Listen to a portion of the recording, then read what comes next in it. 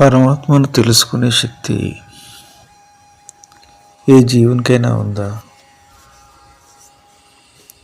అది అతి దుర్లభమైనటువంటిది, అది అందుకోలేనటువంటిది. ఎందుకంటే జీవుడు మనసుతో ఉన్నాడు కదా. పరమాత్మ తత్వంలోకి ఆ యొక్క పరమాత్మ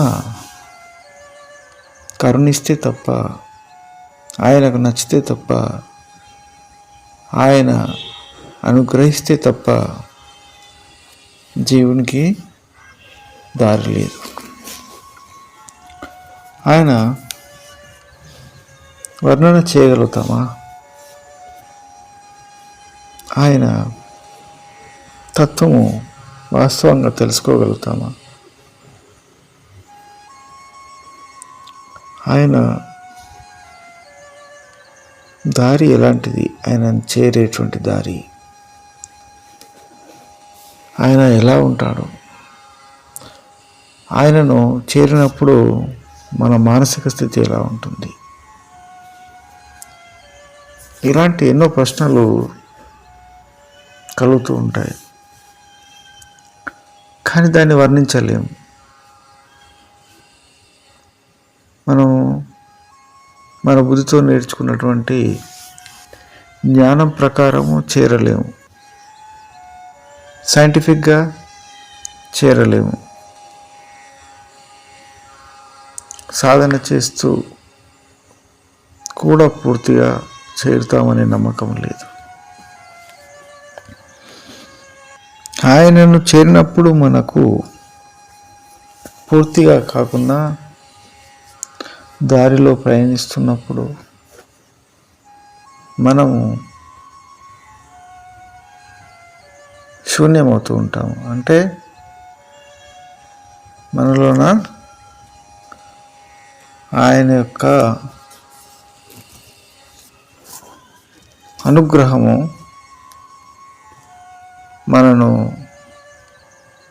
మనలోని మనస్సులు మాయ చేస్తూ ఉంటుంది. మన మనస్సు స్తబ్దత చెందుతుంది. దానిలోని శక్తి సన్నగిల్లుతుంది. పాండిత్య ప్రతిభతోటి మనము దైవ మార్గంలో శాస్త్రం చెప్పినప్పుడు మనస్సు యొక్క ప్రతిభ పెరిగిపోయి అహంకారం వస్తుంది. అదే ఆయన దారిలో మనము ఏమి మనస్సును పక్కన పెట్టినటువంటి స్థితి, మనస్సును చూడలేని స్థితిలో ఉంటే మనకు చెప్పలేనటువంటి అనుభూతి, మాటలకు అందని అనుభూతి ఉంటుంది. అక్కడ జ్ఞానం లేదు, ఆ మార్గంలో జ్ఞానం లేదు. ఏముంది మరి, జ్ఞానంతో చేరుతాం కదా అంటారు. బుద్ధికి అతీతమైన స్థితి అది, అది బుద్ధికి అతీతమైన స్థితి.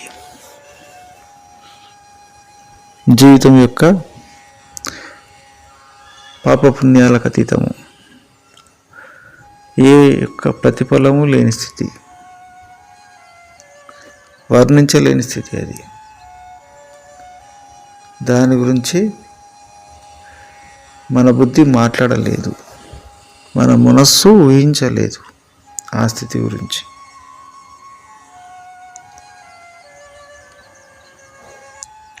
అటువంటి స్థితిలో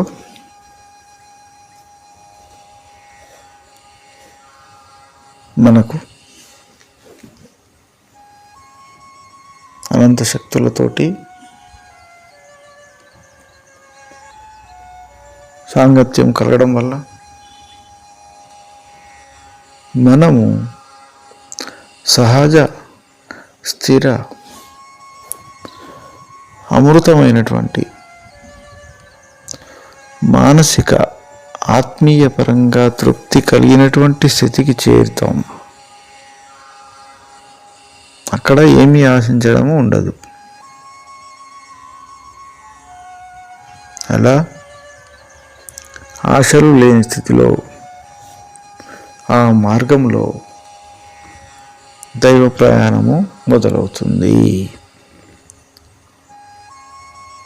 నీవు కూడా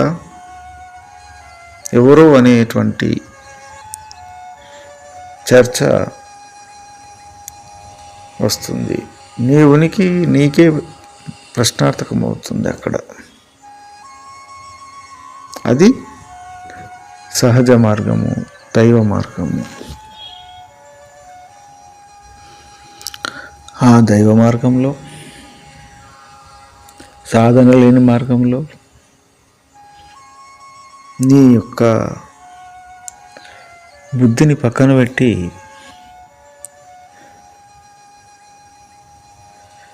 నీవు స్థిరుడవైనప్పుడు ఆ స్థిరత్వం అలాగే కొనసాగుతూ ఉంటే అదే సాధన. ఆ సాధనలో నీవు దేనికి లొంగవు ప్రాపంచికంగా. ఎందుకంటే నీవు దాని యొక్క బంధము వదిలేసావు, దాని యొక్క ఇష్టాలను వదిలేసావు. వస్తున్నాయి పోతున్నాయి, కానీ నీవు స్థిరత్వంగా ఉండడానికి, మౌనంగా ఉండడానికి ఇష్టపడుతున్నావు. మనస్సుకు మౌనం నేర్పావు. అది ఏది కోరుకోలేని స్థితి. అది నిరంతరము కోరుకునే మనస్సు స్థిరత్వాన్ని మాత్రమే కోరుకునే స్థితికి చేరినప్పుడు నీ మార్గంలో దైవత్వము ప్రకాశిస్తూ ఉంటుంది. అలా పయనిస్తూ ఉన్నప్పుడు శారీరకమైనటువంటి జన్మ పరంపరలు, మృత్యువు, కష్టాలు, సుఖాలు ఏవి నిన్ను చలింపచేయవు. నీకు వాటితో పని లేదు. నీవు స్వతంత్రుడు, సర్వస్వతంత్రుడవు. సర్వస్వతంత్రుడు అంటే నీలోని ఆనందము దాచబడి ఉంటుందన్నమాట. నిరంతరము వెలగట్టలేని ఆనందము నీలోన ఉంటుంది. మానసిక ఆందోళన చాలా దూరంగా ఉంటుంది. మానసికమైన ఆనందము, ఆత్మీయ ఆనందము, ఇంకా పరమాత్మ ఆనందము నీలోన దాచబడి ఉంటుంది. బయట ఎక్కడ కూడా డబ్బులు పెట్టి కొనలేవు ఈ ఆనందాన్ని. అలా ఉండగలుగుతావు కాబట్టి, విలువ కట్టలేవు కాబట్టి, విలువతో వచ్చే పదార్థాలు, ఆనందాలు గొప్పవిగా అనుకునే వాళ్లకు నీవు చాలా దూరము. నీవు ఈ ఆనందాన్ని నయా పైసా లేకుండా దైవ మార్గంలో పొందుతూ ఉంటావు. నీకు డబ్బుతో వచ్చే, ప్రాపంచికంగా వచ్చే ఆనందం పట్ల అసలే పట్టింపు ఉండదు ఈ యొక్క మార్గంలో. అలా నిలకడగా ఉంటూ నీవు స్వతంత్రుడివై బ్రహ్మానందంలో ఏ భయము లేని స్థితిలో ఉన్నప్పుడు నిత్యముక్తుడవు. ఏ ఆశలు లేని, ఏ కోరికలు కావాలని లేని స్థితిలో పరమానందంలో ఉన్న నీవు ఏం కోరగలదు? కోరికలు లేని స్థితి అది, నిత్య ఆనందమైన స్థితి అది. కాబట్టి నిన్ను నీవు వర్ణించుకోలేవు కూడా. అప్పుడు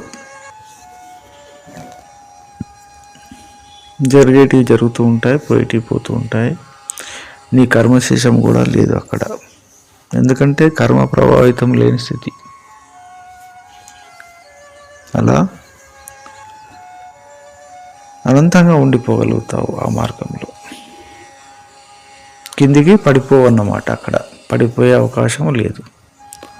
పడేసే మనస్సు బుద్ధి నీకు వదిలేశావు, అవి లేవు కూడా నీకు. అలా సాధనలో ఉంటూ ఉంటూ ఏం జరుగుతుందనేది కూడా ప్రశ్న లేదు, ఎందుకంటే ఆశ లేదు, కోరిక లేదు, నిశ్చలుడవు కాబట్టి. అలా పయనించాలి సాధకులు అనేది కూడా కోరికనే. ఆ స్థితికి చేరడం అంతే, దాన్ని ఇష్టపడడం అంతే, దానిలో ప్రవేశించడం అంతే, దానిలో ఉండడము అంతే, అంతవరకే. ఆ తర్వాత ఆ దైవం, ఆ నిశ్చలత, ఆ ఆనందము దాని ఇష్టం.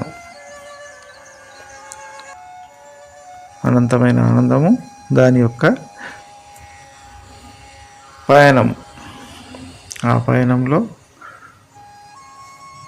ఏం జరుగుతుందనే ప్రశ్న కూడా లేదు.